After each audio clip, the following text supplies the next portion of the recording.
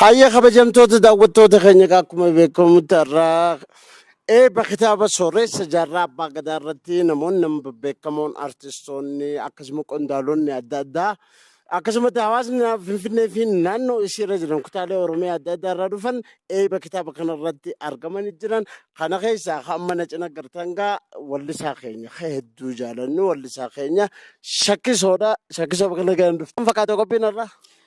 Qophiin irraa hedduu bareedaadha, hedduu namatti tola. Keessattuu sagantaan jaarraadha. Sagantaa gartee yaadannoo bareedaa godhamee sagantaa kanarratti argamuu kiyyaafis qaama sagantaa tanaa tahee asirratti affeeramee argamuu kiyyaafis hedduu gammachuu guddaan qaba. Akkasi. Gaariidha shakkisoo keenya mee maal baranna jaarraa faarraa ergaan isaan nu dabarsuu turan maali? Dhaloonni ammaa maal irraa baranna ergaa dabarsan? Dhaloonni ammaan tanaa waa hedduu jaarrarraa baranne nuti jechuun nuti boca jaarraati jechuu dandeenya. Gartee warra gartee inni isaarraa dhalatee qabsoo qaroomina gartee qabsoo isaatiin guddateedha. Jaarraan hedduu nama guddaadha nama gartee jaarraan abbaa tokkummaa Oromootis. Oromoon san dura diinaan kophatti falmaa turte. Kutaa kutaatti diinaan falmaa kutaa kutaadhaan cabsaa diinne haga calii calanqootti deemee nu cabse jechuudha. San achirraa innis dhaalee abbootii isaatirraa dhaalee quuqaan sun isa keessatti gad biqiltee gartee uummata gartee hawaasa abdii kutatee alagaan gabroomsee mataa qaqqabachiise kana jaarraan bifa haarawaatiin tokkummaa isaa kophaa isaa ka'ee hidhannoon qabsoon hidhannoodha akka barbaachisus murteessee gameeyyii gartee jajjaboo if jalattis jaaree maadhee isaa bakka hundatti Oromiyaa guutuu keessa facaase hunda wajjin mari'atee akka qabsoon gartee walitti deebitee Baalirraan Jiddugalaan Wallaggaan gartee haga waliigalaatti akka qabsoo hidhannootiin sossoohuu qaban itti murteessanii jaarraan nama gartee sochii tana hunda uumee jaarraa jechuun nama bayeessa namaa jechuu dandeenya nama bayeessa namaati gamna qabsaawaa gamna.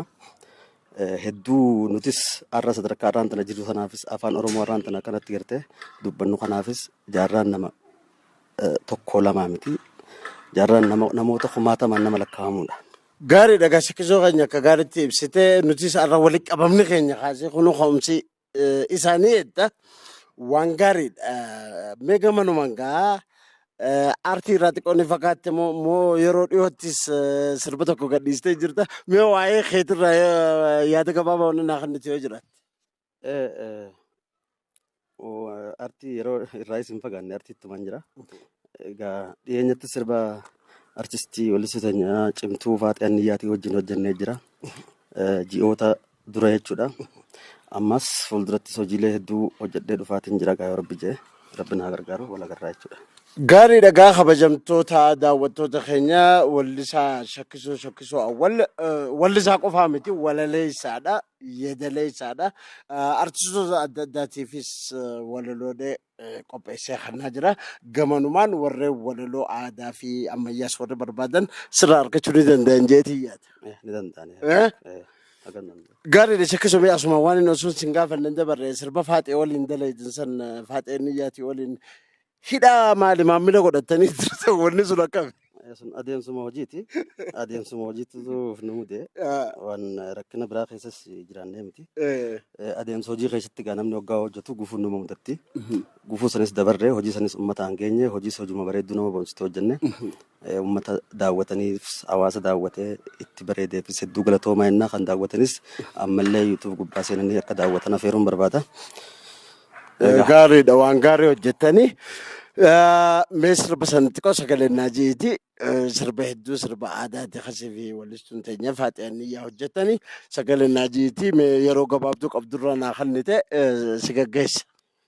Waynaannoo yaa naannoo shaniin aadaa jaariidha saakayyee sirbiin har'a baasii meeshaa akkooyyee. Way sirnooyee waaruujii waariin tagalgalam goomarsi nafaarsi meenatti tola Hayyoon sirba kana isin abeerre shakkisoo keenya hedduu galatoomii yeroo dhiyootti hojii kee haaraanis akka